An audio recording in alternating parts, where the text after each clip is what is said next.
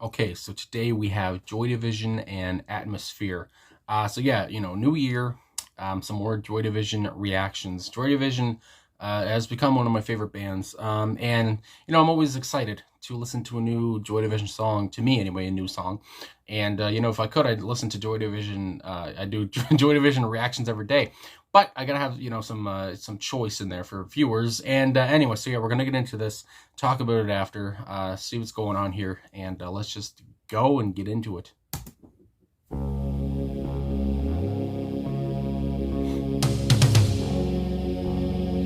Jesus.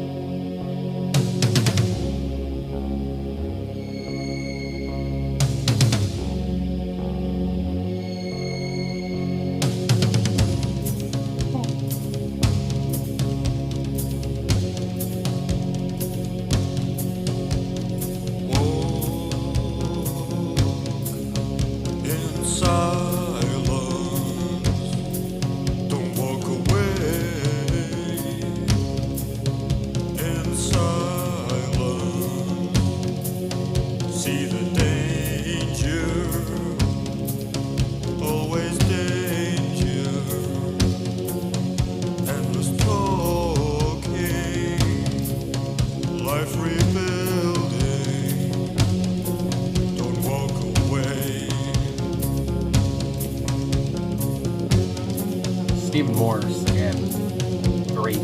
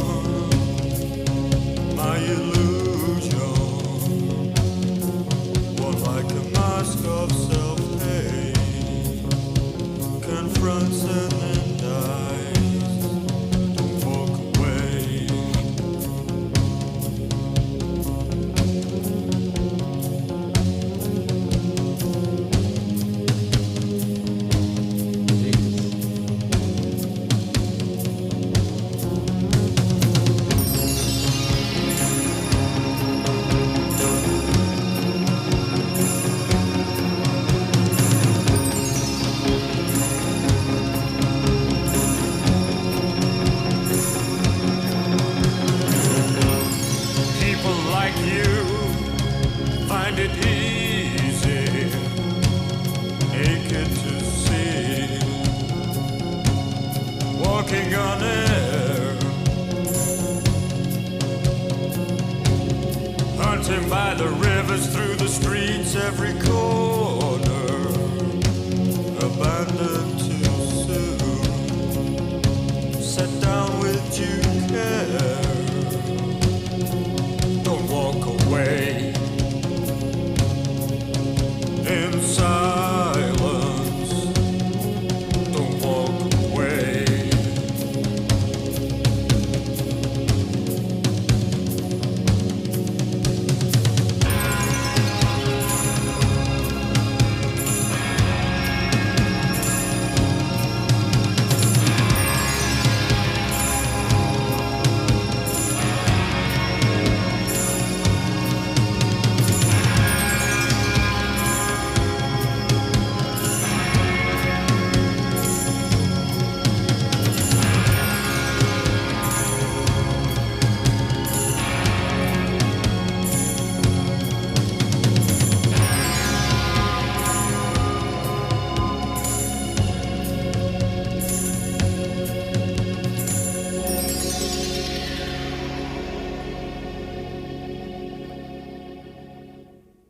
Whoa. All right, that didn't feel like 4 minutes, but okay. Joy Division and Atmosphere. So like, I mean, holy, yeah, what a tune, I have to say off the top. So like I said, Stephen Morris, I mean, he didn't kick off the song. I guess he did with his, his drumming. But again, very deep, very. I mean, I always say I really love Stephen Morris's playing style. It sounded like he was a hard hitter here, and I mean, going along. I mean, that's what I really took from this. Obviously, Peter Hook and Bernard Sumner as well. I mean, the band, the foursome, they were so good. But yeah, here Stephen Morris, obviously, he caught my attention, and then Ian Curtis's voice, of course. I mean, the same, just that deep, resonant voice, and it's just the song was it. It's another. I mean, it's another great Joy Division song that hits, strikes a nerve, and it's just. I mean, so much. So much going on. I mean, emotionally or something, especially, I mean, anytime you hear Ian Curtis sing a song, just his voice, I mean, just how he sings is just, I mean, I don't know, you can feel the emotion, you can feel the hurt, you can, all that stuff, especially, after, how he, his demise and everything. And then you listen to a Joy Division song like this, and it's just like, you can feel, yeah, there's some pain, obviously, in every kind of Joy Division song, it seems. But anyway, yeah, so that's what I had to say off the top. I really love Stephen Morris's drumming, and it just playful almost. And then, I mean, the synths, again, it's kind of heartbreaking. I don't know, I don't know why. I was just get that sense of, pain with a Joy Division, just because, again, with Ian Curtis and such. But yeah, and I mean, it was the glamorous. There was, I wanted to say, I did see a comment on the YouTube video here for the song. It's almost like a disco in the distance, and it's just like there is that part where I don't even know what it was, but just the shimmering kind of thing or whatever it was, and it's kind of like glamorous kind of a feel as well. So this song had a lot going on, I thought. And I mean, although the instruments kind of are sparse though, and yeah, again, it's just like his voice is just so prevalent. It's just like, Jesus, it's just, you can't get over it. And like I said, with the drumming as well, I think I said Jesus or whatever 1.2 because it just came in and it startled me because it was so loud. But anyway, yeah, terrific song, I have to say. I really enjoyed it. I enjoy every Joy Division song I listen to, I think. Anyway, so yeah, I'm going to get into the about here from Genius, like I usually do. So it says, the song that John Peel played after announcing Ian Curtis's death is unbearably close and brooding, but allows the occasional shaft of light. Stephen Morris's pattering drums rouse atmosphere from troubled slumber, while Bernard Sumner, people say I say Bernard funny. Maybe it's just my Canadian thing. I don't know. Bernard Sumner's glittering chiming keyboards. Okay, so it must have been the keyboards, I guess, just the chiming keyboards. Give a bright beauty to the song. It's a shimmer that remains even as Curtis grips the microphone with increasing intensity. And that's what I noticed as well. I don't know where it was in the song, but when he said, I think one of the points when he said, walk in silence, don't turn away in silence. I don't know which line it was, but he said there was one part where he kind of says it more intensely, which kind of caught my attention. And I was just like, it's just, again, his voice was just so captivating. I mean, especially when you have a deep voice like that and you sing on a song, and it's just, I mean, you're going to be captivated as well, especially if you can sing well. I mean, if you have a deep voice, I mean, you're not just going to go places just because you have a deep voice, singing a song, I don't think. But anyway, so yeah, it's just, again, and how it says there, Stephen Morris's pattering drumming. That's, a very good way to put it, the pattering. And again, I did see as well, also just to touch on, again, John Peel played this after announcing Ian Curtis's death. So obviously, I mean, the song has quite the, it's obviously important. It's an important song. And I am also on Song Facts here because, again, I always, look up a lot about the songs that I listen to. So it says, in 2000, Atmosphere was voted the greatest song of the millennium by listeners of John Peel's BBC Radio 1 program. John Peel chose the song as the one to play after announcing Ian Curtis had died. So again, voted as the greatest song of the millennium. Good Lord. And then because this was not a hit when it was first released following the death of Ian Curtis, it only entered the UK charts when it was re-released 8 years later. So yeah, again, and it does say here this was played near the end of the 2007 Ian Curtis biopic Control, which I've seen parts of Control before, but I've never watched it.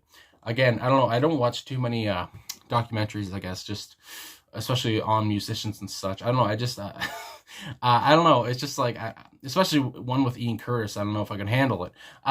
It says as well, the song was played at the funeral of Factory Records founder Tony Wilson, who worked with Joy Division. It also says the song is written in two halves, with Peter Hook penning the bass written alone, then Sumner coming up with the keyboards afterwards. Hook commented, the brainwave of putting them together was absolutely amazing. It is very moving and very melancholic, which Ian capitalized on with the vocal line and the lyrics. I mean, again, this band is just like, yeah, melancholic, and then Ian comes along with the lyrics, and it's just like, I mean, I think he knows how to put, lyrics to a melancholic song, a moving song, and that's what it is, a very moving song. And it's just these two guys, again with Hook and Sumner.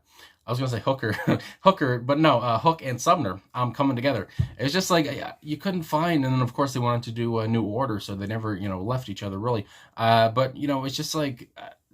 So they're such good musicians, and such, and especially from 1978 to 1980. I mean, they weren't old either. Just such young, great minds for music.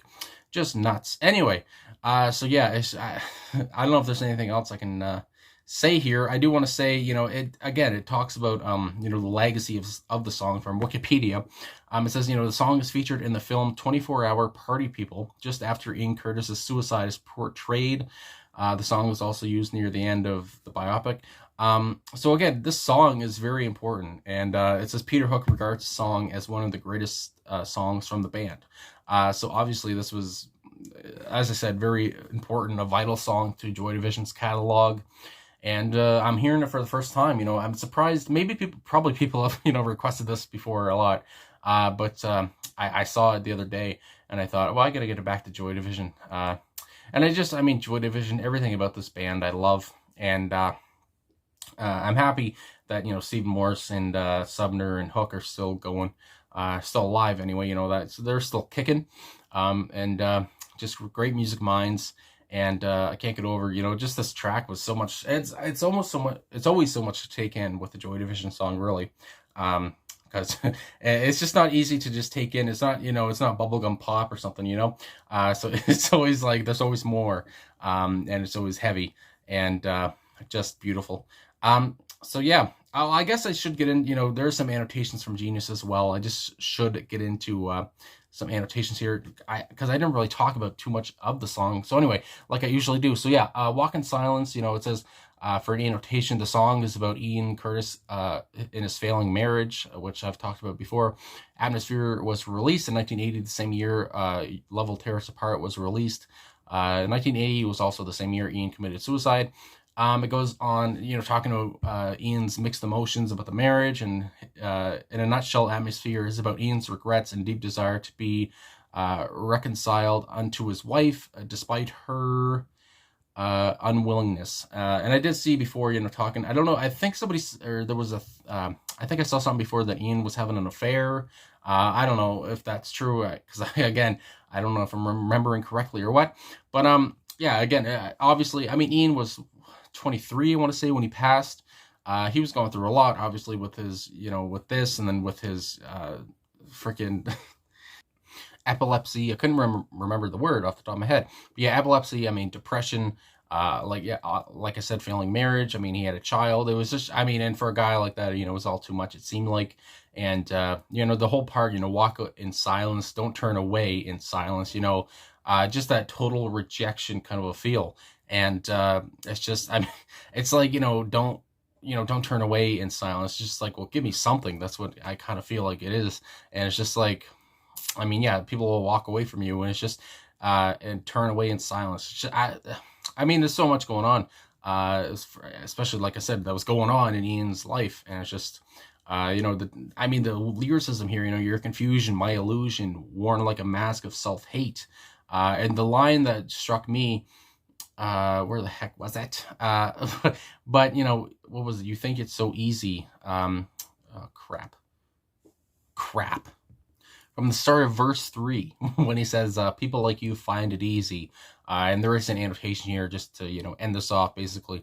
The narrator is setting himself apart, angry at the fact that he is not the same. Life is complex, not just simple bodies to be looked at face value, or life, some simple current that we row in behind rudderless. So that's, long way to go around. But yeah, again, life is complex, and it's just, especially again, people like you find it so easy. And just looking at it from Ian's point of view, it was not easy, of course. And so yeah, this was a heavy song. Again, I mean, is there any songs that are not heavy by Joy Division? I don't know. Yeah, so anyway, I guess that's all I got to say. So thanks for watching. Thanks for liking, subscribing, commenting. Really appreciate all the support. And here we go, another Joy Division reaction for 2022. I'll talk to you guys again soon.